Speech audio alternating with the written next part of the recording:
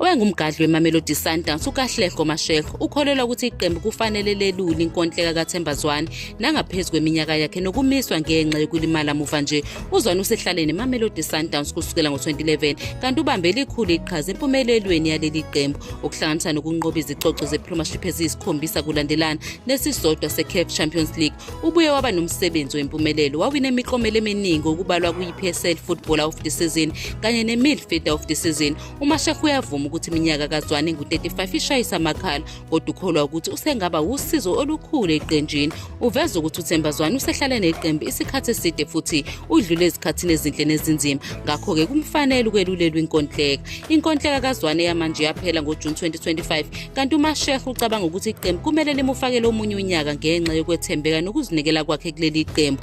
Ukholwa ukuthi akumele kube yisinqumo esinzima lesi kuMamelodi Sundowns ukunikeza uZwane isivumelwano esisha njengoba esithole ngokusebenza kanzima nokuzinikela kuleli qembu.